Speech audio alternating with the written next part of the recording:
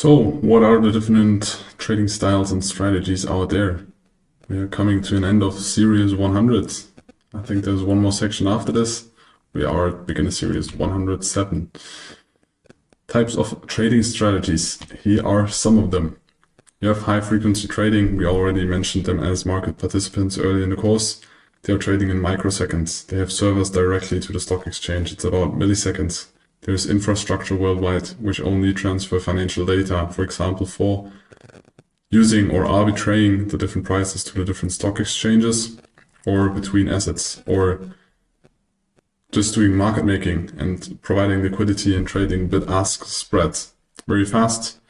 For you as a retail member, it's nearly impossible to do this because you don't have the infrastructure, you don't have the capital, you don't have the knowledge, you don't have the resources. This is mainly done by big players in the market. Then you can scalp from seconds to minutes. You can do this as a retail trader. You need fast data feed, you need a good internet connection, you need a fast computer, and then you can do this. So you can scalp in the order book, very short term. It's possible. You're only in the markets for seconds to minutes, not longer. This is called scalping. You can do this as an individual, but it's not the main approach we're going to teach in here, but there's this style of trading some people do. Then there's intraday or day trading. It's from minute to hours. There is multi-day trading, so you trade or have positions for a couple of days, and there's swing trading where you have position or trades from days to weeks, and there's position trading, which is a holding position from weeks to months. And it depends which trading style fits to you, depending on how much time you can invest, how much time you want to invest, and what you want to focus on. And this is your personal decision. Not everybody's made for scalping, not everybody's made for position trading, because in position trading, obviously you need a lot of trust in your analysis, and you need to trust your positions. In scalping, it's way more decisions. For me, it's way more stressful, but some people like it. And for some people, it's a good decision, but you need to identify or realize how much time you can invest, how much time you want to invest, and also if you can provide the infrastructure for scalping example, and do the risk management. And those styles, then you need to decide between those styles, which style matches to you.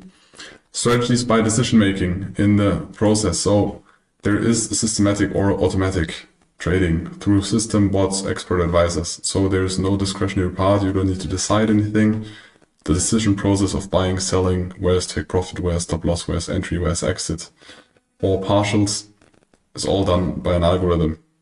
Full systematic, you just build that system, and then you can adapt the system, but you don't do the active trading decisions. There's semi-automatic or hybrid, so it's a mix of manual execution and trading systems or indicators. For example, a system that generates signals based on fundamentals with a combination of technicals, or only technicals, or only fundamentals. You get a signal, but then the execution is still manual. There are mechanical discretionary, so those are strategies which are 90% rule-based. So you create a checklist, you go through the checklist, you search for those setups, but you search for them manually. But it's kind of mechanical because you act kind of like an algorithm, but it's just you and not an algorithm. So because you are not working like an algorithm, and there is not just 0 and 1, it's just 90% rule-based, because there's always a kind or a part of interpretation when you act as a human. And there are discretionary strategies, which are manual strategies. They are rule-based, but they have a lot of space for logical interpretation and context analysis. So you analyze the correlation between different assets, different economies, the last or the previous economic numbers that have been published, and then you build a thesis or an analysis, and then you act on that analysis. But there can be approach, you analyze, but it's not that rule-based. It's not, it happens A, then you do B, and after B you do C, and then D. It is more freestyle, more creative, but can be very, very efficient. But for that you need to spend a lot of time in the markets. And as I said earlier in the course, you need to connect to the markets. You spend a lot of time, because there you also put the numbers, fundamental numbers, and the technical or the price reaction to those numbers in context, and based on that, you create your analysis and trade it. And there is intuition trading, which is fully based on discretion, intuition, and gut feeling. So you have a feeling about markets. I've seen people that have crazy feelings about, most of the times it's one specific market, and they trade that way, and they are very successful, but they really focus for years just on one market, and then they master this market. But it's nearly impossible to copy them or to learn the same strategy because it's mostly intuition. It's like they rewired their brain like an AI to a specific market. But I would describe this as intuition trading. There are different types of analysis. So there are fundamental strategies where you act and trade based on fundamentals. Or you can trade on news-based strategies. So fundamentals are more long-term. You can also use news-based strategies, which are obviously based on news. So if a news release and you act on that, before that, slightly after that, before the news, most of the times markets kind of sideways, but after the news there is a lot of, and especially during the news, a lot of volatility. There are technical strategies where you only trade technicals. You don't look at fundamentals or news at all. And there are hybrid strategies where you do a combination of both, which we think is the best one, but you can make all of that working. There are people that have very good strategies with only trading fundamentals. There are people that have good performances with only trading news. There are people that have good performances with only technicals. And there are people that combine everything and also have good performances as well. Here depends on what works for you. We will explain to you how we analyze fundamentals and how we will have our technical setups later here. There are different strategies by setup, so defined by where you search for a setup. We have some small pictures here, and now we give all the pictures some names and strategies by setup. I think very famous one is range-bound strategies. So you look for a range or you try to anticipate a range before it happens. So you sell at the bottom, you sell at the top, you buy at the bottom, either take profit or open a position. Those are range-bound strategies. Different type are mean reversion strategies.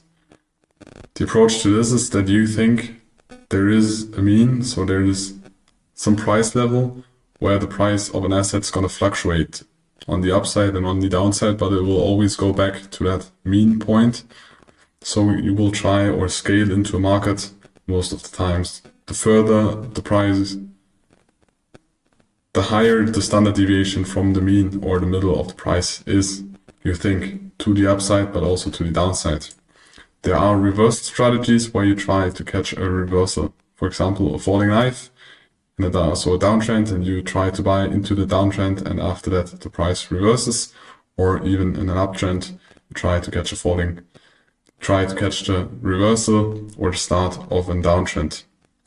You have pullback and continuation strategies. So you have a trend and you try to buy the pullbacks or sell the pullbacks in a downtrend. Either way, it's a pullback, and you need to or try to find the best price into that trend upwards or downwards. There are breakout strategies where you say, okay, you have a defined point, could also be a range, could be a trend structure, could be anything. You try to scale in when there is a breakout above this price point. Very often you use stop limit orders for that. Or you have momentum strategies where you just use buy stop or sell stop orders. We say, okay, I want to create a strong push. For example, when there is a news, you want to scale into the news. When there is a big movement, you say, okay, when the price is above this level, I want to scale in long or short. And there are non-directional strategies, but we will not go deeper into that. But it's still important to know that there are strategies like this where you, for example, sell options and you earn money as long as the market or the price moves within a range. Doesn't matter if it moves up or down, or if the market stays below a specific volatility. And then you earn money. If it exceeds that, you lose money. But those are the strategies by setup you need to know.